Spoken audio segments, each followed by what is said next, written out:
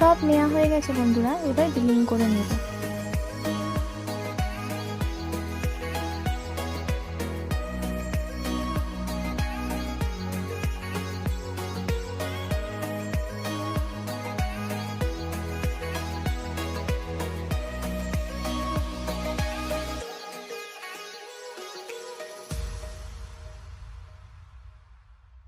দেখো বন্ধুরা, আজকে কত কি কিনেছি।